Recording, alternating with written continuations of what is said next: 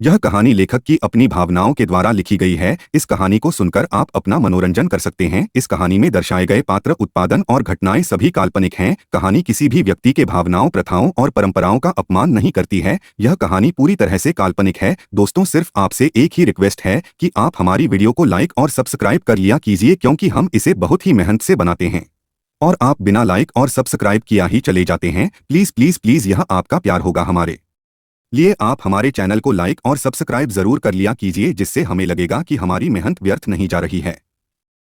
तो अगर आपको जल्दी से नेक्स्ट एपिसोड चाहिए तो वीडियो को अभी लाइक करो।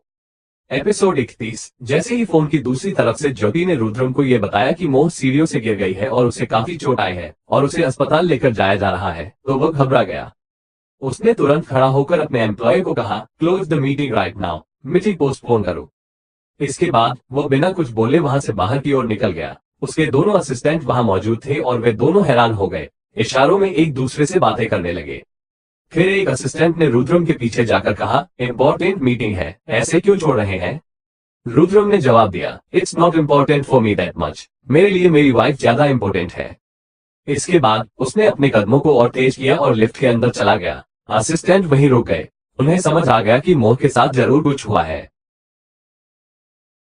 रुद्रम के अलावा कंपनी में सिर्फ उसके दोनों असिस्टेंट को ही पता था कि रुद्रम शादी कर चुका है। बाकी किसी को नहीं पता था कि रुद्रम शादी कर चुका है। और यहाँ मोह सीढ़ियों से गिरकर घायल हो गई थी। उसके सिर और सीधे हाथ से खून बह रहा था। सारे घर वाले उसके पास इकट्ठा हो गए थे।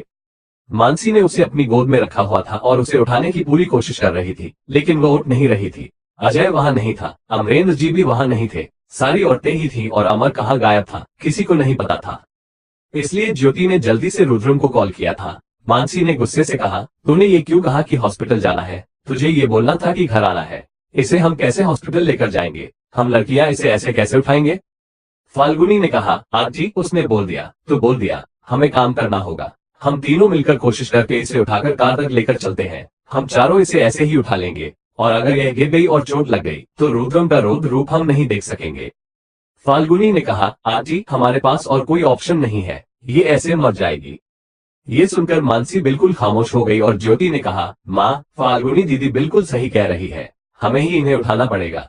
कोई मर्द घर पर नहीं है और अगर भैया को पता चला कि किसी नौकर ने भाभी को उठाया है तो कसम से तूफान आएगा घर में। तूफान आने से बेहतर है कि हम खुद ही धीरे धीरे कार तक लेकर जाएं। मानसी को समझ नहीं आ रहा था, इसलिए उसने कहा, चलो ठीक है, तुम दोनों इसके पैर पकड़ो, मैं इसके हाथ पकड़ती हूँ। कविता जी ने बोला, मैं भी सहारा देती हूँ। मानसी ने कहा, नहीं माँ, आप सहारा मत दीजिए, वैसे ही आपकी तबीयत ठीक नहीं रहती है। कविता जी बोली, अरे तबीयत का क्या है, फिलहाल मैं एकदम ठीक हूँ और यहाँ मेरी बेटी बेहोश पड़ी है और मैं आराम से बैठी हूँ। नहीं नहीं, मैं भी लेकर चलूंगी। इसके बाद कविता जी ने भी मोह का सहारा दिया। वो ज्यादा भारी नहीं थी, बहुत पतली और दुबली थी, लेकिन फिर भी वो चारों लड़कियों के लिए हल्की मोह भारी पड़ रही थी। किसी तरह वो उसे लेकर कार तक गए। ज्योति ने कार का पिछला दरवाजा खोला और मोह को उसमें लेटा दिया। फाल्गुनी ड्राइविंग सीट पर आई और मानसी उसके साइड में बैठी। ज्योति ने कविता जी से कहा कि वो उसके साथ दूसरी गाड़ी में चले। ड्राइवर ने दूसरी गाड़ी निकाली। ज्योति और कविता जी उसे गाड़ी में बैठाकर हॉस्पिटल के लिए निकल गए। रुद्रम डायरेक्ट हॉस्पिटल नहीं गया था। रास्ते में उसे काफी ट्रैफिक जाम मिला, जिस पर उसे गुस्सा आ रहा था। उसे किसी भी तरीके से जल्द अपनी पत्नी के पास जाना था, लेकिन ये ट्रैफिक उसे आगे बढ़ने नहीं दे रहा था। रुद्रम बार बार फोन पर हॉर्न बजा रहा था, लेकिन उसे पता था कि बार बार हॉर्न बजाने से कुछ नहीं होगा। जब ट्रैफिक शांत होगा तब वो आगे बढ़ जाएगा। 15 मिनट बाद धीरे धीरे गाड़ियों ने शांति को वापस पाया और आगे बढ़ने लगी। अगले 10 मिनट बाद रुद्रम की गाड़ी बहुत ही ज्यादा स्पीड से आगे बढ़ रही थी। फिर हॉस्पिटल के बाहर आकर रुकी। वो जल्दी से बाहर आया और अंदर जाते ही रिसेप्शन पर उसने मोह के बारे में पूछा। उन्होंने कहा कि मोह 3rd फ्लोर पर है। रुद्रम जल्दी से लिफ्ट में गया, लेकिन लिफ्ट में घुसने से पहले ही उसका फोन मशीन में फंस गया। उसने उसे उठाया और लिफ्ट के अंदर घुस गया, लेकिन लिफ्ट में नेटवर्क न मिलने की वजह से वो सिर्फ हेलो हेलो बोलता रह गया। सामने से कोई आवाज नहीं आई। रुद्रम ने गुस्से से फोन काट दिया। दूसरी तरफ रणधीर था, जिसने उसे बस ताना मारने के लिए फोन किया था, लेकिन रुद्रम को उसकी आवाज नहीं सुनाई दी। रणधीर खुद से बोला, जो कि अपने केबिन में बैठा हुआ था, ये तुम्हारे चेहरे पर इतनी परेशानी किस लिए? बहुत ही ज्यादा राज छुपा रखे हैं तुमने। रुद्रम सिंघानिया, तुम्हारी यह बीवी जो भी है, इसके बारे में सब कुछ तो मैं पता लगवा कर रहूंगा। इसका नाम, इसकी शक्ल मेरी बीवी से क्यों मिलती है, या ये बीवी है ही नहीं, सब कुछ बहुत जल्द पता लगाऊंगा। रुद्रम थर्ड फ्लोर पर आया और जल्दी से उस तरफ बढ़ गया जिस तरफ रिसेप्शनिस्ट ने मो का रूम बताया था। उसने देखा कि बेंच पर फाल्गुनी, मानसी और ज्योति बैठी हुई थी, निराशा लेकर। वो तुरंत उनके पास आया और बोला, अट्रैक्शन कहाँ है? उन तीनों ने अपना सिर उठाकर उसे देखा। ज्योति ने कहा, अंदर है, डॉक्टर उन्हें देख रहे हैं। रुद्रम को गुस्सा आ रहा था, इसीलिए उसने बिना कुछ सोचे समझे आगे का दरवाजा खोल दिया। देखा कि डॉक्टर ड्रेसिंग कर रहे थे और मोह बेहोश पड़ी थी। डॉक्टर हैरान हो गए रुद्रम के अचानक आ जाने से और बोले, एक्सक्यूज मी, आप अंदर नहीं आ सकते। लेकिन रुद्रम ने नहीं माना और उसने डॉक्टर के गाल पर एक जोरदार थप्पड़ मार दिया। फिर वो अपनी पत्नी के पास आया और उसके घाव को देखने लगा। मानसी, ज्योति और फाल्गुनी भी उसके पास आगे बढ़ी। डॉक्टर ने कहा, क्या यह मिस्टर सिंघानिया है? दूसरे डॉक्टर ने सिर हिलाया और खुद को गुस्सा आया कि उसने फालतू में रुद्रम से पंगा लिया। रुद्रम जल्दी से उसके चेहरे के पास आया और बोला, अट्रैक्शन, अट्रैक्शन, क्या हुआ तुम्हें? ये चोट कैसे है? मैंने तुम्हें कहा था कि कमरे में रहना है, तुम बाहर क्यों निकली? मोह बेहोश थी, इसलिए उसकी बात सुन नहीं सकती थी। डॉक्टर ने कहा, पेशेंट बेहोश है, हम उनकी ड्रेसिंग कर रहे हैं, प्लीज आप उनसे दूर हो जाइए, वरना पेशेंट को आगे और प्रॉब्लम हो सकती है। मानसी आ गई और उसने रुद्रम का हाथ पकड़कर पीछे किया और डॉक्टर से कहा, वो वहां की ड्रेसिंग करे। मानसी रुद्रम को लेकर बाहर आए तो रुद्र ने पूछा, चोट कैसे लगी? मैंने कहा था ना कि ध्यान रखना, इसे कुछ मत होने देना, जो भी इसे चाहिए देना। तो चोट कैसे लगी? सीढ़ियों से कैसे गिर गई? खुद से बोला, मैंने प्रॉमिस किया था कि मैं हर जगह साथ दूंगा, हर जगह खड़ा रहूंगा, तो गिरने कैसे दिया मैंने इसे? मानसी ने जवाब दिया, तूने गिरने नहीं दिया, उसका ध्यान नहीं था, इसलिए वो गिर गई। अभी ठीक हो जाएगी, होश आ जाएगा उसे 2 घंटे में, 1-2 घंटे में। रुद्रम ने गुस्से में कहा, तुम्हारा दिमाग खराब हो गया है, तुम्हें पता है ना कि मैं नहीं रह सकता उसके बिना। उसके बाद रुद्रम बेंच पर बैठ गया और उसने अपने बालों को नोचना शुरू किया। उसे समझ नहीं आ रहा था कि वो क्यों इतना ज्यादा अट्रैक्ट हो गया था। वो प्यार अचानक से साइकोनेस में कैसे बदल गया। फाल्गुनी देख रही थी, वो बहुत अजीब तरीके से रिएक्ट कर रहा था। वो एकदम से खड़ा हुआ और बोला, जिस सीढ़ियों से मेरी अट्रैक्शंस गिरी है और उसे चोट लगी है, मैं उस सीढ़ी को ही घर से निकाल दूंगा। मानसी और ज्योति भी हैरान हो गई और बोली, तेरा दिमाग खराब हो गया है, सीढ़ी घर से निकलेगा? गिर गई गलती से, उसका ध्यान नहीं था।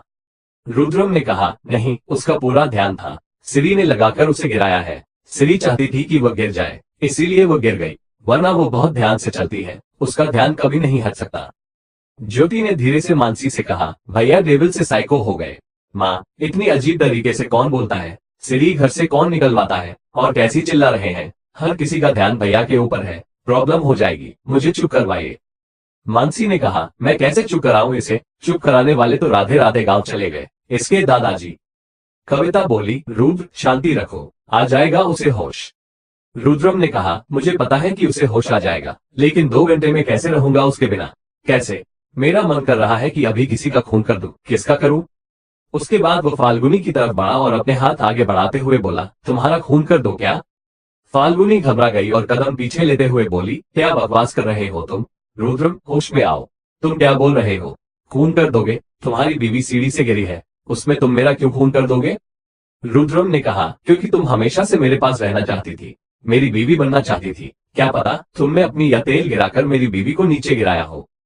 फाल्गुनी की आंखें बड़ी हो गई और वो बोली, कुछ भी मत बोलो, मैं क्यों गिराऊंगी उसे? तुम्हारा दिमाग खराब हो गया है, कुछ भी मत बोलो। जो साइको की तरह चालाक से तुम बिहेव कर रहे हो, प्लीज इस बिहेवियर को बंद करो, अच्छा नहीं लगता तुम पर, तुम डेविल ही ठीक हो, साइको नहीं। रुद्रम को गुस्सा आ रहा था, पता नहीं उसका बिहेवियर उसके अंदर अचानक से कैसे आ गया था। सिर्फ उसकी बीवी को चोट लगी इसीलिए, या कुछ और वजह थी? बस वो मोह के ऊपर खून को बर्दाश्त नहीं कर पाया था। वो वापस बेंच पर बैठ गया और अपने पैरों को जोर जोर से फर्श पर बजाने लगा और अपने बालों को अपने हाथों से नोचने लगा। ज्योति को अपने भाई से डर लगने लगा और वह मानसी के पीछे छुपते हुए बोली, माँ, यह क्या हो गया इन्हें? यह अच्छी तरीके से रिएक्ट क्यों नहीं कर रहे हैं? मानसी बोली, मुझे नहीं पता बेटा, पर मैं कैसे बोलूं? ये तो मुझसे भी उल्टी तरीके से बात करता है, मुझे समझ नहीं आ रहा है। अपने बाप को फोन करो कि वह आ जाए। डॉक्टर ने ड्रेसिंग कर दी थी और जब वो बाहर आए तो उन्हें वहां का माहौल भी शांत लगा, क्योंकि हर कोई रुद्रम के अजीब तरीके के साइको रूप देखकर डर गया था। वहां एक वार्ड बॉय भी था और उसने सारी घटना डॉक्टर को बता दी। डॉक्टर ध्यान से रुद्रम के पास आए और बोले, मिस्टर सिंह, क्या आपको अपना चेकअप करवाना है? रुद्रम ने अपनी नजर ऊपर की और डॉक्टर को देखा। डॉक्टर हैरान हो गए, क्योंकि रुद्रम की नजर बिल्कुल लाल थी, खून की तरह। रुद्रम ने कहा, मेरी बीवी होश में आ गई। डॉक्टर ने कहा, नहीं, 1 घंटे बाद आ जाएंगे। रुद्रम कांपने लगा और बोला, ठीक है, मैं अपनी बीवी के पास जा रहा हूँ। उसके बाद वो रूम के अंदर गया और दरवाजा अंदर से बंद कर दिया। वो मोह की बिल्कुल साइड में आकर बैठ गया और उसका हाथ अपने हाथ में लेते हुए बोला, अट्रैक्शन जो मैंने आते हुए देखा वो क्या था? तुम तो यहाँ हो, वहाँ कैसे? और वो पेट मुझे बहुत अजीब लग रहा है। तुम तो मुझे धोखा नहीं दोगी ना? अट्रैक्शन, देखो, अगर धोखा दिया तो मैं तुम्हारी जान ले लूंगा। मुझे धोखेबाज लोग अच्छे नहीं लगते। अट्रैक्शन, और तुम कितनी शांत हो, सुलझी हुई हो और कितनी मासूम हो। मुझे पता है तुम ऐसा कुछ नहीं कर सकती। मुझे पता करना पड़ेगा कि क्या था जो मैंने देखा था। क्या था वो जो मैंने देखा था? उसके बाद रुद्रम ने सिन को याद करना शुरू किया। जब वो हॉस्पिटल आ रहा था तो उसने एक औरत को देखा था जो बिल्कुल मोह की तरह दिखती थी और उसका पेट बाहर निकला हुआ था। वो और कोई नहीं बल्कि रणधीर की मोह थी और वो एक बूढ़ी औरत के साथ रोड पर चल रही थी और उसके साथ मुस्कुराते हुए बातें कर रही थी। रुद्र उसे और उस पेट को देखकर बिल्कुल हैरान हो गया था। एपिसोड 32। वो ऑटो रिक्शा हॉस्पिटल के बाहर आकर रुकी और उसमें से मनोहर वर्मा बाहर आए। उन्होंने जल्दी से रिसेप्शन पर जाकर मोह यानी कि अपनी बेटी के बारे में पूछा। रिसेप्शनिस्ट ने उन्हें इंफॉर्मेशन दे दी और वो जल्दी से उस तरफ चल दिए। उन्होंने देखा कि बाहर बेंच पर हर कोई बैठा हुआ है। मनोहर ने पूछा, मेरी बच्ची कहाँ है? मानसी, ज्योति और फाल्गुनी ने उन्हें देखा। मानसी ने कहा, अंदर है, रुद्रम है उसके साथ। ये सुनकर मनोहर ने और कोई सवाल नहीं किया, बस सीधे वार्ड के अंदर चले गए जहां रुद्रम था, जो मोह के चेहरे को प्यार से देख रहा था और उसके हाथ को अपने हाथ में लिए था। मनोहर अपने कदम मोह की तरफ बढ़ा रहे थे कि तभी अचानक से रुद्रम की आवाज आई, पास भी मत आना। ये सुनकर मनोहर के कदम रुक गए और वो हैरानी से रुद्रम को देखने लगे। रुद्रम ने अभी भी मोह के चेहरे को देखते हुए कहा, मेरी बीवी के पास भी मत आना। मनोहर ने कहा, यह आप क्या कह रहे हैं छोटे साहब? वो हमारी बेटी है, उसे चोट लगी है। रुद्रम ने कहा, जब होश में आ जाएगी तो हम खुद बुला लेंगे आपको। बाहर जाकर बैठिए, फिलहाल यह मेरा और मेरी बीवी का क्वालिटी टाइम चल रहा है, आप जाइए यहाँ से। मनोहर आगे बढ़ने लगे तो रुद्रम ने गुस्से भरी नजरों से मनोहर को देखा। मनोहर कांप गए। उन्हें अपनी बेटी से मिलना था, लेकिन रुद्रम की गुस्से भरी नजरों और उसकी धाकड़ हरकतों से वो डर गए और तुरंत बाहर चले गए। रुद्रम मोह के और ज्यादा करीब आकर बैठ गया और उसके चेहरे को प्यार से देखते हुए बोला, मुझे पता है कि वो कोई और थी या तो वो कोई साजिश थी, क्योंकि अगर वो तुम होती तो ये पेट वापस अंदर नहीं होता। वो कोई और थी, और वैसे भी मैं इतना बेकार नहीं हूँ कि इतनी मासूम लड़की को इतनी जल्दी जान लूं। इसके बाद रुद्रम ने दूसरे हाथ को मोह के पेट पर रख दिया और वहां अपने हाथ को सहलाने लगा। फिर उठकर झुक गया और रुद्रम ने मोह के पेट को किस किया। फिर रुद्रम ने मोह के माथे को किस किया और वापस बैठ गया और वो बस इंतजार करने लगा मोह के होश में आने का। दोपहर के वक्त जाकर मोह को होश आया। उसने धीरे धीरे अपनी आंखें खोली। आंखें खोलते ही उसकी नजर सबसे पहले रुद्रम की तरफ गई। वो धीरे से बोली, बाबू साहब। रुद्रम, जो बस उसके चेहरे को देख रहा था, उसने जैसे ही मोह की आंखें खुली महसूस की, उसके चेहरे पर एक चमक आ गई। मोह ने उठने की कोशिश की तो रुद्रम ने उसे सहारा देकर उठा दिया और फिर उसके चेहरे को प्यार से किस करने लगा। वो बार बार उसके चेहरे को किस कर रहा था, जैसे कोई बहुत समय के बाद उसकी जिंदगी में वापस लौट कर आया हो और वो उसके लिए बहुत ज्यादा अनमोल हो। ऐसे ही रुद्रम मोह के चेहरे को बार बार किस कर रहा था। इस पर मोह बोली, यह आप क्या कर रहे हैं? हमें सांस लेने में तकलीफ हो रही है। रुद्रम ने यह सुनते ही उसके चेहरे पर किस करना छोड़ दिया और उसके माथे पर एक बार अपने होंठ रख दिए। फिर बोला, गॉड का शुक्र है कि तुम होश में आ गई। अगर तुम और 10-15 मिनट होश में नहीं आती तो मैं उस डॉक्टर की जान ले लेता। उसने मुझसे कहा था कि तुम 1 घंटे में होश में आ जाओगी, लेकिन 1 घंटे में सिर्फ 2 मिनट बाकी थे और देखो तुम होश में आ गई और वो डॉक्टर भी मरने से बच गया। तुमने उसकी जान बचा ली। मोह हैरानी से रुद्रम को देख रही थी। वो बोला, क्या हुआ? ऐसे क्यों देख रही हो? तुम कैसे गिरी थी? मोह ने कहा, पता नहीं, अचानक से गिर गए। हम तो सीधा ही चल रहे थे और देखकर चल रहे थे। पता नहीं पैर कैसे मुड़ गया और हम गिर गए। रुद्रम ने कहा, ध्यान से चलना चाहिए था ना। देखो तुम्हारे ध्यान से न चलने की वजह से तुम्हें कितनी चोट आ गई और तुम यहाँ हॉस्पिटल में एडमिट हो गई। मोह ने अपना सिर झुका लिया और कहा, माफ कीजिए, अब से ध्यान रखेंगे। रुद्रम ने कहा, अब से तुम कमरे से बाहर सिर्फ मेरे साथ निकलोगी। मैं तुम्हें अपनी गोद में लेकर ही बाहर निकलूंगा और तुम सिर्फ और सिर्फ अपने कमरे में ही खाना खाओगी। मैं नौकर से बोल दूंगा कि वो खाना कमरे में लेकर आ जाए, लेकिन तुम कमरे से बाहर नहीं निकलोगी। मोह बस उसे देखती रही और बोली, क्या? लेकिन आपने तो कहा था कि हम कहीं भी कभी भी जा सकते हैं, तो अब आप हमें नजरबंद नहीं कर सकते। रुद्रम ने कहा, नजरबंद नहीं कर रहा हूँ, बस तुम्हें इस बार खुद से बाहर नहीं जाने दूंगा ताकि तुम्हें फिर से ऐसी चोट न लगे। मोह बोली, ऐसे हम बोर हो जाएंगे। रुद्रम बोला, कोई भी बोरियत नहीं होगी, इतनी सारी बुक्स है ना, उन्हें पढ़ लेना। ये सुनकर मोह ने अपना मुंह फुला लिया। तभी वार्ड में डॉक्टर आए। उन्होंने कहा, अरे वाह मिसेज सिंघानिया, आप होश में आ गई। चलो अच्छा है, वरना सच में रुद्रम सिंघानिया हमारी जान ले लेते अगर आप समय पर होश में नहीं आती। मोह इस पर रुद्रम को देखने लगी। रुद्रम ने अपनी नजरें नीचे कर ली। उसके बाद डॉक्टर ने आकर मोह को चेक किया और कहा कि वो बिल्कुल ठीक है, शाम तक उन्हें घर लेकर जा सकते हैं। डॉक्टर के जाने के बाद बाहर खड़े मानसी, ज्योति, मनोहर और फाल्गुनी ने सवाल किया कि वो कैसी है। डॉक्टर ने कहा उन्हें होश आ गया है। ये सुनकर मनोहर सबसे पहले अंदर गए और वो तुरंत मोह के पास गए। मोह के मुंह से निकला, पिताजी। मनोहर ने उसे अपने गले से लगा लिया और कहा, कैसे गिर गई थी, बोलो।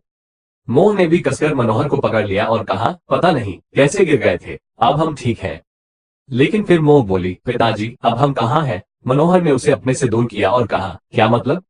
मनोहर को चिंता हो रही थी। मोह ने कहा, ये कौन सी जगह है, आप हमें कहाँ लेकर आए हैं? रुद्रम बोला, हॉस्पिटल में। मोह बोली, हॉस्पिटल? हमें हॉस्पिटल क्यों लेकर आए, छोटी चोट लगने पर? रुद्रम बोला, चोट छोटी नहीं थी, बहुत बड़ी थी, इसलिए लेकर आए हैं। अब तुम यहाँ अच्छे से रेस्ट करो। मोह ने मनोहर की ओर देखा तो मनोहर ने कहा, छोटे साहब बिल्कुल सही कह रहे हैं, तुम्हें अपना ख्याल रखना चाहिए और तब तक यहाँ से नहीं जाना चाहिए जब तक खुद डॉक्टर नहीं बोल देते। मोह ने अपनी नाक सिकोड़ते हुए कहा, लेकिन यहाँ से मुझे बहुत अजीब सी महक आ रही है। मोह को हॉस्पिटल में सफाई के लिए इस्तेमाल की जाने वाली फिनाइल की महक आ रही थी, जो उससे कभी बर्दाश्त नहीं होती थी। रुद्रम बोला, थोड़ी देर और, उसके बाद हम चलेंगे। मोह ने मान ली। शाम को रुद्रम ने मोह के डिस्चार्ज पेपर्स रेडी करवा लिए थे। मोह ने वापस अपने कपड़े पहन लिए थे। जब वो अस्पताल में आई थी तो नर्स ने उसके कपड़े बदल दिए थे और उसे अस्पताल का गाउन पहना दिया था, लेकिन अब मोह ने वापस वही सूट पहन लिया था। वो पहनकर हॉस्पिटल आई थी। रुद्रम ने मोह को अपने कंधे का सहारा दिया और साइड से उसे पकड़ लिया। उसे लेकर आराम से बाहर जाने लगा। मोह ने भी उसके एक हाथ में अपना हाथ दिया हुआ था और दूसरे हाथ को रुद्रम की कमर पर आराम से रखा हुआ था। बाकी सब भी उनके पीछे पीछे आराम से आ रहे थे। रुद्रम उसे अपनी गाड़ी के पास लेकर आया और सबसे बोला, आप सब अपने घर जाइए। मानसी बोली, अपने घर मतलब? रुद्रम बोला, अपने घर मतलब हमारे घर, आप जाइए, मैं और मोह कल आएंगे। मोह ने इस पर हैरानी से रुद्रम को देखा और कहा, कल क्यों, हमारा तो हॉस्पिटल से छुट्टी हो गई ना? रुद्रम बोला, बस कुछ बात है, इसलिए हम घर नहीं जाएंगे, कहीं और जाएंगे। उसके बाद रुद्रम ने मोह को अपनी कार में बिठाया और खुद ड्राइविंग सीट पर जाकर वहां से चला गया। मानसी, ज्योति, फाल्गुनी बस देखते रह गए और फिर वह सब भी घर के लिए निकल गए। मनोहर भी अपने घर के लिए निकल गया। मनोहर जब आया तो एक नौकर, जो कि मनोहर के लिए रखा गया था, उसने मनोहर को पानी दिया। मनोहर ने पानी पिया और सोफे पर आकर बैठ गया। वो नौकर भी सोफे पर आकर बैठा और बोला, क्या हुआ साहब? मनोहर ने कहा, कुछ नहीं हुआ है रज्जू, बस हमारी बेटी की तबीयत ठीक नहीं थी तो उसे देखने गए थे। रज्जू और कोई नहीं बल्कि मनोहर का नौकर था। वो बोला, कोई बात नहीं, सब ठीक हो जाएगा। मनोहर ने अपना सिर हाँ में हिलाया और खुद से ही बोला, एक को खो चुका हूँ, दूसरी को नहीं खो सकता। तुम्हारी माँ मुझे बहुत सोच समझ कर तुम्हें देकर गई है और मैं तुम्हें नहीं खो सकता बेटा। शाम का वक्त, चौधरी मैंशन। मोह अच्छी सी साड़ी पहनकर तैयार हो गई थी और ड्राइंग हॉल में बैठी हुई थी। वो मोबाइल फोन चला रही थी और बार बार सुषमा से कह रही थी, देख गेट पर रणधीर आया कि नहीं। सुषमा बार बार गेट की तरफ जा रही थी और देख रही थी कि रणधीर आया कि नहीं, लेकिन रणधीर नहीं आया। सुषमा ने कहा, अभी भी नहीं आए हैं साहब। मोह को गुस्सा आ रहा था और वो बोली, कैसा इंसान है, जहाँ बीवी और बच्चा भूखा बैठे हैं और खुद पता नहीं कहाँ ऐश कर रहे हैं। सुषमा बोली, ऐश नहीं कर रहे होंगे दीदी, बीजी हो गए होंगे। मोह ने गुस्से से कहा, अच्छा बीजी हो गए होंगे और यहाँ मैं भूखी बैठी हूँ, उनके लिए अपना काम है, मैं कुछ मायने नहीं रखती। बस उनका प्यार शादी से पहले तक का था, अब तो प्यार ही नहीं करते। सुषमा मुस्कुराते हुए बोली, ऐसा कुछ नहीं है दीदी, काम में फंस गए होंगे और क्या। मोह ने अपना मुंह बना लिया क्योंकि सुषमा रणधीर की साइड ले रही थी। वह हाथ पैर मारते हुए बस रणधीर का इंतजार करने लगी। थोड़ी देर बाद रणधीर घर के अंदर आया और बोला, ऐसे क्यों बैठी हो यहाँ, कमरे में रेस्ट करना चाहिए था ना। मोह गुस्से से खड़ी हो गई और तेज कदमों से रणधीर के पास गई। रणधीर ने कहा, आराम से चलो, लेकिन वह आराम से नहीं चल रही थी। फिर उसके पास आई और उसकी कॉलर पकड़कर खींचते हुए बोली, तुमने वादा किया था ना रणधीर कि आज मुझे बाहर लेकर जाओगे खाना खाने के लिए, लेकिन नहीं, तुम नहीं माने। मैं कब से तैयार होकर तुम्हारा इंतजार कर रही हूँ। रणधीर के दिमाग से निकल गया था क्योंकि वो पूरा दिन बस मोह और रुद्रम के बीच में उलझा हुआ था। रणधीर बोला, सॉरी, दिमाग से निकल गया। मोह गुस्से में बोली, दिमाग से निकल गया, बीवी और बच्चा दिमाग से निकल गया, दिमाग है या भूसा। रणधीर ने मोह को पीछे से पकड़ा और उसके गालों पर किस करते हुए बोला, सॉरी ना, अभी मैं जल्दी तैयार होकर आता हूँ, फिर चलते हैं। मैंने कब कहा कि हम नहीं जाएंगे, चलेंगे। मैं जा रहा हूँ और एक अच्छा सा होटल बुक करता हूँ खाने के लिए, ठीक है। मोह का गुस्सा थोड़ा शांत हुआ और रणधीर अपने कमरे में गया तैयार होने के लिए। थोड़ी देर में रणधीर तैयार हुआ और फिर बाहर आया और मोह के साथ निकल गया।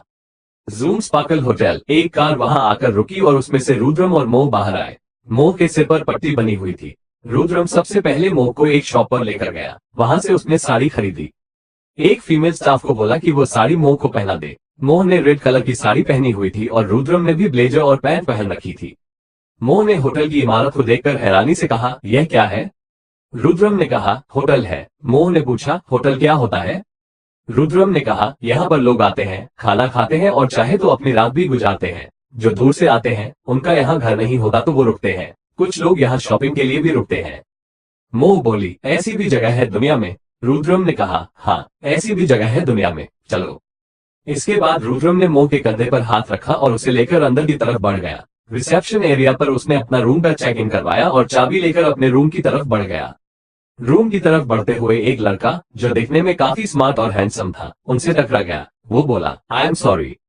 रुद्रम ने कहा, इट्स ओके। फिर वो लड़का अपनी तरफ चला गया और रुद्रम अपनी तरफ। रुद्रम मोह को लेकर उनके रूम के अंदर आ गया और बोला, तुम यहीं बैठो, मैं तब तक खाने का ऑर्डर दे देता हूँ। फिर हम यहाँ रूम में बैठकर अपना डिनर करेंगे और फिर टेरेस पर जाएंगे। तुम्हारे लिए एक सरप्राइज है। मोह ने कहा, फिर सरप्राइज? अभी तक आपने हमें ये सरप्राइज नहीं दिया, क्या है? रुद्रम ने मुस्कुराकर कहा, बस कुछ पल और, उसके बाद तुम्हारे चेहरे पर दुनिया जहान की खुशी आ जाएगी। एपिसोड 33, जून स्पार्कल होटल। मोह रुद्रम के साथ होटल के एक रूम में थी। रुद्र ने कहा था कि उसके लिए सरप्राइज है, पर पहले वो दोनों कैंडल लाइट डिनर करेंगे। उसके बाद रुद्र ने होटल के स्टाफ को फोन किया और कहा कि वो सारा इंडियन खाना, जितना भी उसने कहा था, जल्दी से लेकर रूम में आ जाए। थोड़ी देर बाद खाना उनके रूम में आ गया। मोह सब कुछ देखकर हैरान थी। जब वोटर खाना टेबल पर सजाकर वहां से चला गया तो रुद्र ने सारी लाइट्स अचानक से बंद कर दी। इस पर मोह घबरा गई और बोली, बाबू साहब, आपने लाइट क्यों बंद कर दी? रुद्र ने मोह की तरफ देखते हुए अपने कदम आगे बढ़ाते हुए कहा, कैंडल लाइट डिनर अंधेरे में मोमबत्ती जलाकर किया जाता है। उसके बाद उसने हर जगह जो पहले से ही मोमबत्तियां स्टाफ के थ्रू लगवाई थी, उन्हें एक एक करके जला दिया। वो इलेक्ट्रिक मोमबत्तियां थी और कमरे में पीला उजाला हो गया। ये देखकर मोह ने कहा, कितना सुंदर लग रहा है, अंधेरे में भी सब कुछ। उसके बाद रुद्र मोह के बिल्कुल करीब आ गया। दोनों एक दूसरे का चेहरा ध्यान से नहीं देख सकते थे, क्योंकि ज्यादातर रोशनी टेबल के पास थी। रुद्र ने मोह का हाथ पकड़ा और उसे टेबल के पास लेकर आया, उसे बिठाया और खुद एक तरफ आकर बैठ गया। अब दोनों एक दूसरे को अच्छे से देख सकते थे। इस वक्त मोह बहुत खूबसूरत लग रही थी, रेड कलर की साड़ी में। रुद्र ने कहा, वैसे मानना पड़ेगा, मेरी चॉइस सच में बहुत अच्छी है। रुद्र ने ये सब मोह को देखते हुए कहा था। मोह ने सवाल किया, मतलब? रुद्र बोला, तुम इस साड़ी में बहुत अच्छी लग रही हो। मोह ने कहा, शुक्रिया, वैसे भी आपने पसंद की थी हमारे लिए, आपकी पसंद सच में अच्छी है। रुद्र ने कहा, मेरी पसंद तो हमेशा से अच्छी ही होती थी, तभी तो तुम जैसी मासूम और खूबसूरत लड़की को मैं अपनी जिंदगी में लेकर आया हूँ। मोह को ये सुनकर शर्म आ गई और उसने अपनी नजरें नीचे झुका ली। रुद्र ने कहा, खाना खाओ। मोह ने अपना सर हिलाया और रुद्र ने अपने हाथों से उसकी प्लेट में खाना सर्व किया। सारा का सारा इंडियन आइटम ही था। मोह इतने सारे खाने को देखकर हैरान हो गई और बोली, इतना सारा खाना? रुद्र बोला, ऐसे बोलते नहीं है, वरना खाना खाया नहीं जाता, अब खाओ। मोह ने खाना शुरू किया और रुद्र भी खा रहा था। बीच बीच में वो अपने खाने वाला टुकड़ा मोह को अपने हाथों से खिला रहा था, जिसे देखकर मोह ने भी कुछ अपने खाने वाला तोड़कर रुद्र की तरफ बढ़ा दिया। रुद्र ने मुंह खोलकर खा लिया। दोनों ने अपना कैंडल लाइट डिनर बहुत अच्छे से एंजॉय किया। आज पहली बार मोह ने बाहर का खाना खाया था। उसने कहा, मैं ज्यादा नहीं खा पाऊंगी, क्योंकि बाहर का है, मैंने कभी बाहर का खाना नहीं खाया। रुद्र ने कहा, कोई बात नहीं, जितना खाया जाए उतना खाओ, और उसके बाद यह आइसक्रीम खाओ, ठंडी ठंडी, पेट को रिलैक्स मिलेगा। फिर रुद्र ने आइसक्रीम को एक कांच की कटोरी में निकाला और वो कटोरी मोह के सामने कर दी। मोह ने उसे भी खा लिया। उसे बहुत ठंडा ठंडा सा लगा और उसके दांत चिपके, लेकिन उसे उसका टेस्ट बहुत अच्छा लगा, एकदम मीठा मीठा। वो बोली, ये तो बिल्कुल गुलाब की तरह है। रुद्र ने कहा, गुलाब? तुमने गुलाब का फूल खाया है? मोह ने कहा, नहीं नहीं, हम क्यों खाएंगे गुलाब का फूल, वो उसमें से जैसे महक आती है ना, वैसा है। रुद्र को समझ नहीं आया कि गुलाब के फूल की महक से गुलाब का टेस्ट कैसे पता चल सकता है, लेकिन उसने कहा, गांव वालों को कुछ भी पता चल सकता है, वो अतरंगी होते हैं, कहीं से भी कुछ भी निकाल लेते हैं। खाना खाने के बाद रुद्र खड़ा हुआ और मोह से बोला, अगर तुम्हारा खाना हो गया हो तो मुझे बता देना, तुम्हारे अगले सरप्राइज की तरफ बढ़ेंगे। फिर रुद्र बेड की तरफ जाने लगा। तभी मोह ने कहा, हो गया हमारा खाना, आगे कहाँ जाना है? रुद्र पलटकर मोह को देखकर बोला, तुम तो बहुत ही ज्यादा एक्साइटेड लग रही हो, मेरा मतलब है कि तुम बहुत ही ज्यादा जल्दी में लग रही हो। मोह मुस्कुरा उठी और बोली, माफ कीजिए, लेकिन कभी हमने इन सब चीजों को महसूस नहीं किया, और अचानक से ये सब हो रहा है तो एक अलग सी उत्तेजना हो रही है, माफ कीजिए।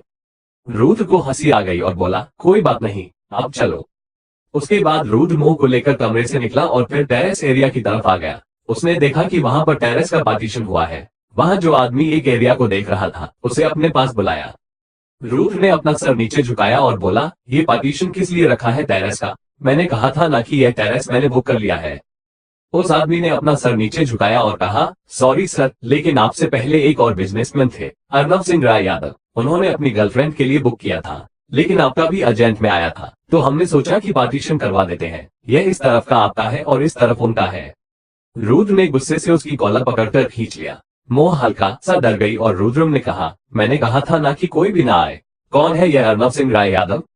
वो आदमी बोला, ये भी आपकी तरह बहुत बड़े और मशहूर बिजनेसमैन हैं। सर प्लीज मुझे छोड़ दीजिए, प्लीज सर, हमने आपके लिए बहुत अच्छे से अरेंजमेंट किया है, आप देखिए तो सही, आपको जरा भी निराशा नहीं होगी। रुद्र ने गुस्से से उसे छोड़ दिया। मोह ने कहा, कोई बात नहीं ना बाबू साहब, अगर किसी और को भी जरूरत पड़ गई तो क्या हुआ? जरूरी तो नहीं कि सिर्फ हमारे लिए ही यह सब कुछ किया जाए, किसी और को भी जरूरत पड़ सकती है। और आज उनकी किसी खास शख्स का जन्मदिन था, जन्मदिन पर ऐसी लड़ाई नहीं करते, छोड़ दीजिए। रुद्रम ने मोह के कहने पर आदमी को छोड़ दिया और फिर वो मोह को लेकर अपनी साइड पर आ गया। मोह उस जगह को देखकर हैरान हो गई, क्योंकि अलग अलग फ्लावर से वो जगह पूरी तरह से सजाई गई थी और वो बहुत सुंदर लग रही थी। मोह आगे बढ़ते हुए बोली, ऐसा दृश्य मैंने अपनी जिंदगी में कभी नहीं देखा, ये बहुत अच्छा है बाबू साहब। रुद्रम ने कहा, इसीलिए तुम्हारे लिए करवाया है।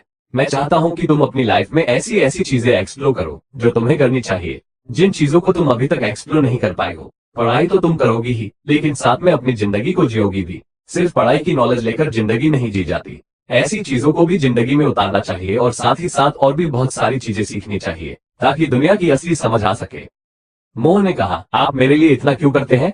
रुद्रम ने उसका चेहरा अपनी तरफ किया और कहा, क्योंकि तुम मेरी बीवी हो, तुम मेरी अट्रैक्शन हो और मुझे सिर्फ तुम्हारे चेहरे पर मुस्कान चाहिए। इसीलिए मैं तुम्हारे लिए ऑब्सेस जरूर हूँ, लेकिन क्रूएल नहीं हूँ। क्रूएल मैं दुनिया के लिए हूँ, डेविल भी दुनिया के लिए हूँ, लेकिन तुम्हारे लिए मैं प्रिंस चार्मिंग बनने की पूरी कोशिश करूंगा। जैसा तुम अपने सपनों में अपने होने वाले पति के बारे में सोचती हो, वैसा बनने की पूरी कोशिश करूंगा। शायद ना बन पाऊं, लेकिन मैं तुम्हारे लिए कभी डेविल नहीं रहूंगा। मैं तुम्हारे लिए तुम्हारा रहूंगा, सिर्फ तुम्हारा। मोह को उसकी बातें कुछ कुछ समझ में आ रही थी और कुछ कुछ नहीं, लेकिन उसे एक चीज जरूर महसूस हो रही थी और वह था रुद्रम का प्यार। और फिर पता नहीं मोह के दिल ने उसे क्या कहा, उसने आगे बढ़कर रुद्रम को अपने गले से लगा लिया। रुद्रम के सीने से लगकर मोह बोली, आप हमारे लिए इतना कुछ करते हैं बाबू साहब, उसके लिए हम आपका शुक्रिया कैसे अदा करें, हमें समझ नहीं आ रहा। आप सच में बहुत अच्छे हैं। हमें नहीं पता कि डेविल क्या होता है और कौन होता है और दुनिया आपसे क्यों डरती है, लेकिन जितना भी हमने आपको जाना है, आप बहुत अच्छे हैं। आप सिर्फ हमारे बारे में अच्छा सोचते हैं, कुछ बुरा नहीं सोचते। आपके परिवार वाले नहीं चाहते कि हम पढ़ाई करें, पर आप चाहते हैं कि हम पढ़ाई करके कुछ बन जाएं। आपके परिवार वाले चाहते हैं कि हम 1 साल के अंदर अंदर माँ बन जाएं, लेकिन आप चाहते हैं कि पहले हमारा शरीर तैयार हो जाए माँ बनने के लिए। इसके बाद आपने कहा कि आप हमारे करीब तब तक नहीं आएंगे जब तक हम बड़े नहीं हो जाते, जबकि आपके परिवार वाले चाहते हैं कि आप हर दिन मेरे करीब रहें। आप मेरे करीब हैं, लेकिन उस तरीके से नहीं आते जिस तरीके से पति अपनी पत्नी के करीब जाता है। क्यों करते हैं आप मेरे लिए इतना? आखिर हमारा रिश्ता क्या है? सिर्फ 2 मुलाकातें और उसमें आपने हमें अपना प्यार दे दिया। रुद्रम ने भी मोह को वापस अपने सीने से लगाया और कहा, प्यार होने को तो जिंदगी भर साथ रहो तो भी नहीं होता, और सिर्फ एक झलक में भी हो सकता है। और मुझे तुमसे लव एट फर्स्ट साइट हुआ है। मानता हूँ कि तुम्हें अभी तक मुझसे प्यार नहीं हुआ, पर मेरे अंदर एक उम्मीद की किरण है कि तुम्हें मुझसे एक न एक दिन तो प्यार होगा। लेकिन अगर 2-3 साल भी लगेंगे तो चलेगा, तब तक तुम पढ़ाई करो और अपनी लाइफ को खुलकर जियो। और कल हम स्कूल जाएंगे तुम्हारा 10वीं क्लास में एडमिशन करवाने के लिए। मोह ने अपनी आंखें बंद कर ली, तभी उसे आसमान से कुछ फूटने की आवाज आई और उसने अपना सिर घुमाकर देखा। वहां फायर क्रैकर्स शॉट हो रहे थे और उसमें लिखा जा रहा था, बी हैप्पी मोह Verma, it's your life, enjoy your life, don't spoil your life, be happy मोह, बी हैप्पी मिसेस मोह रुद्रम सिंघानिया। मोह आगे आई और उन फायर क्रैकर्स को देखते हुए बोली, कितना सुंदर है, हमारा नाम ऊपर लिखा जा रहा है, वो भी अंग्रेजी में। रुद्रम मुस्कुराते हुए बोला, हाँ। मोह उसकी तरफ पलटी और बोली, यह आपने करवाया? रुद्रम ने कहा, हाँ, लेकिन ये तो वैसे भी कुछ नहीं है जो मैंने तुम्हारे लिए करवाया है। आम लोग भी करवाते हैं, लेकिन तुम्हारे लिए यह आम नहीं है, यह मैं बहुत अच्छे से जानता हूँ। इसलिए सोचा कि पहले छोटी सी खुशी दूं, उसके बाद धीरे धीरे तुम्हें बड़ी खुशियां दूंगा। मोह ने वापस रुद्रम को गले लगा लिया। उसके अंदर कहीं न कहीं रुद्रम के लिए जज्बात पैदा हो रहे थे। अचानक से फिर से फायर क्रैकर की शॉट्स की आवाजें आने लगी और दोनों ने आसमान में देखा। इस बार वहां कुछ नहीं था। रुद्रम ने वहां खड़े स्टाफ से कहा, ये सब कहाँ हो रहा है? स्टाफ ने कहा, साथ वाले बिजनेसमैन अर्नब सिंह रायजादा ने भी फाइव रेकर्स का इंतजाम कराया था अपनी गर्लफ्रेंड के बर्थडे के लिए। उन्होंने भी एक बहुत ही स्पेशल सरप्राइज प्लान किया है। रुद्रम ने खुद से कहा, जरा मिलना पड़ेगा इस अर्नब सिंह रायजादा से। कुछ ही समय में वो बड़े चर्चा में आ गए हैं।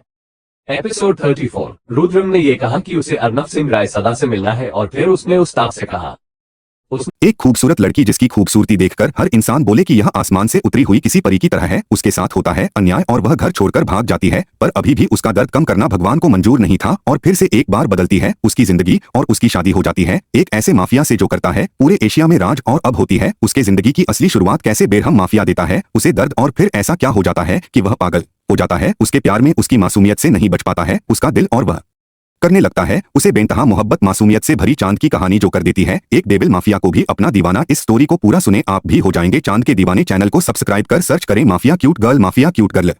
ने कहा, क्या वो आदमी अभी भी वही है? साथ में एक आदमी खड़ा था जो कि शायद उसे होटल का स्टाफ था। उसने कहा, जी सर, वो यही है। रुद्रम ने कहा, जरा मिलना पड़ेगा अर्नब सिंह रायजादा जैसे, क्या आखिर है? और उसके बाद उसने मोह से कहा, अट्रैक्शन, तुम्हें भी मिलना है उनसे? उसने कहा, आपकी मर्जी बाबू साहब, अगर आप चाहे तो हम मिलेंगे।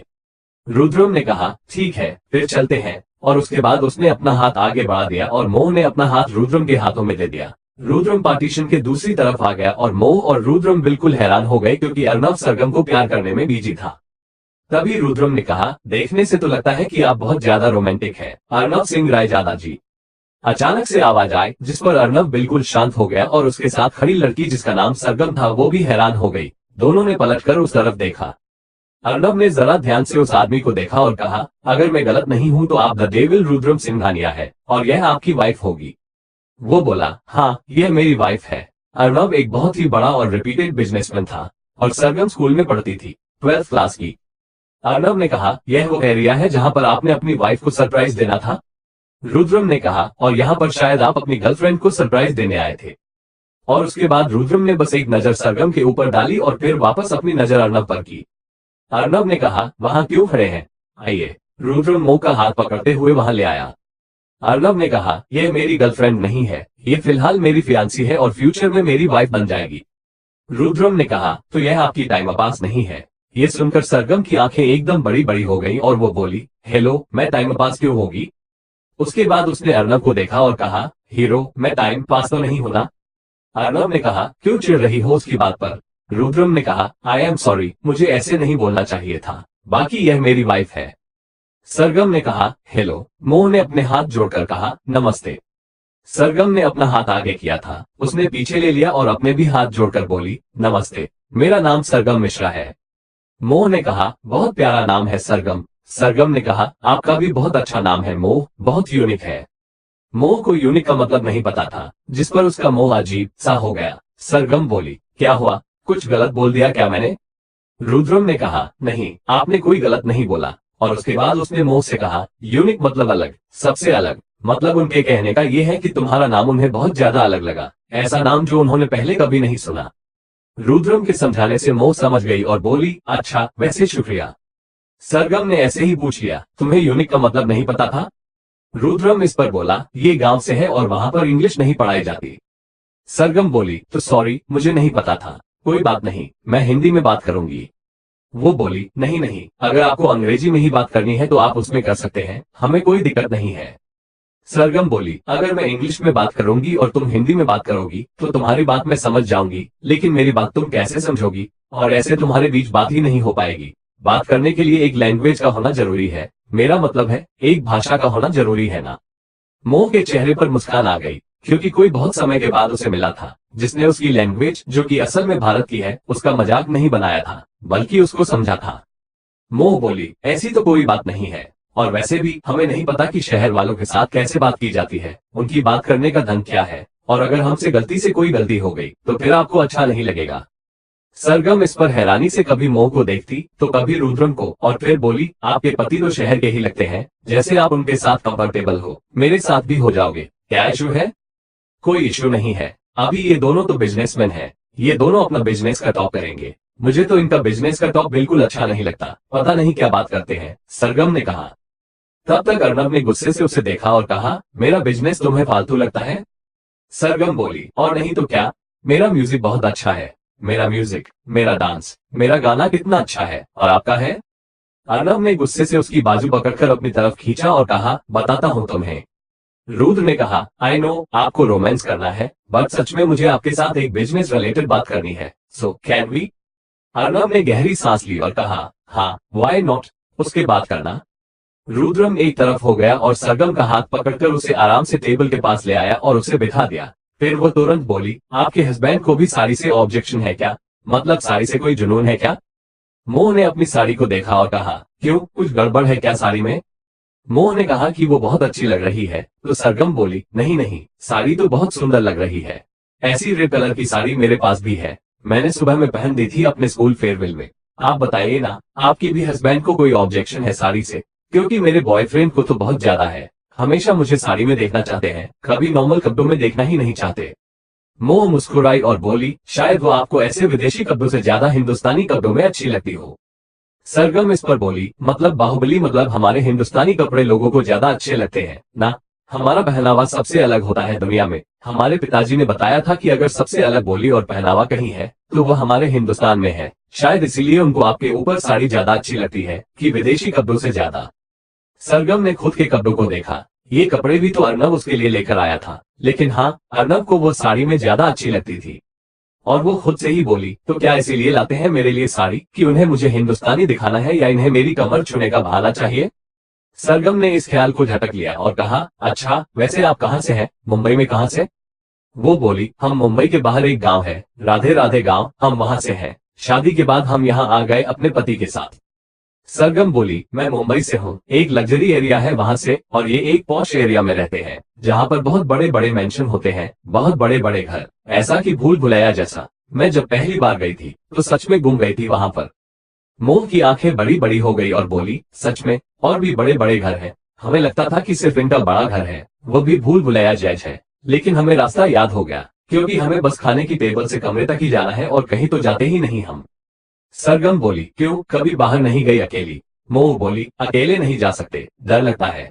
और ये देखिए ना, चोट लग गई हमें अपनी मनमानी में, हम जल्दी जल्दी सीढ़ियों से उतर रहे थे और गिर गए, और आज अस्पताल में भर्ती होना पड़ा था। सरगम की आंखें बड़ी हो गई उसकी चोट देखकर, क्योंकि अब जाकर उसकी नजर मोह की पत्तियों पर गई थी, और बोली, सच में बहुत ज्यादा पेन होता होगा ना? मैं तो कभी टॉलरेट ना कर सकती। अगर मुझे ऐसी चोट लगी होती ना, तो मेरे हीरो पूरा दिन मुझे अपनी गोद में उठाकर रखते और मुझे बहुत अच्छा लगता, क्योंकि वो मुझे पूरा दिन पैम्पर करते। तो तुम्हारे हस्बैंड भी तुम्हें पूरा दिन पैम्पर करते होंगे, है ना? मोह में बड़ी मासूमियत से सवाल किया, यह क्या होता है? सरगम सोच में पड़ गई, क्योंकि उसे हिंदी में नहीं पता था, तो उसने कहा, एक मिनट, मैं गूगल करके बताती हूँ कि क्या होता है पैम्पर। और उसके बाद सरगम ने अपना फोन निकाला और उसमें गूगल पर लिख दिया, what is the meaning of pamper in Hindi.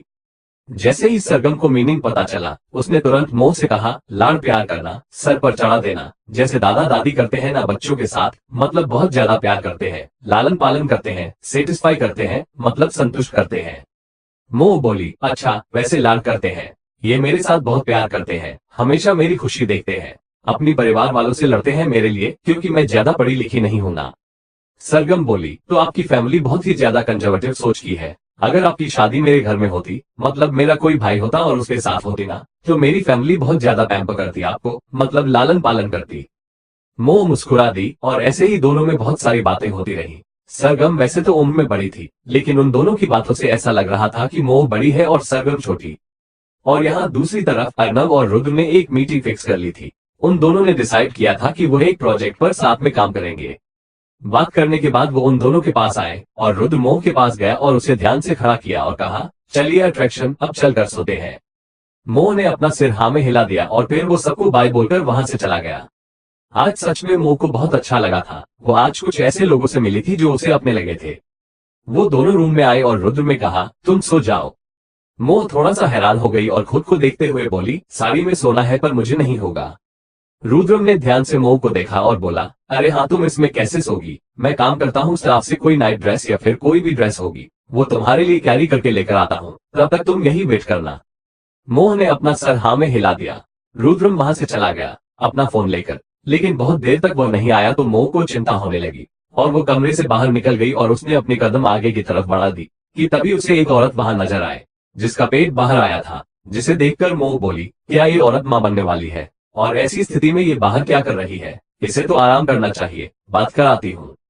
उसके बाद मोह उस लड़की के पास गई और उसके कंधे पर हाथ रख, जो इस पर उस लड़की ने मुस्कुरा कर अपने चेहरा उसकी तरफ किया और मोह और सामने वाली लड़की के चेहरे पर घबराहट आ गई। मोह पैनिक करने लगी और वह वहीं गिरकर बेहोश हो गई। अगला एपिसोड आ जाएगा, तो अगर आपको जल्दी से नेक्स्ट एपिसोड चाहिए तो वीडियो को अभी लाइक करो। Thanks for watching.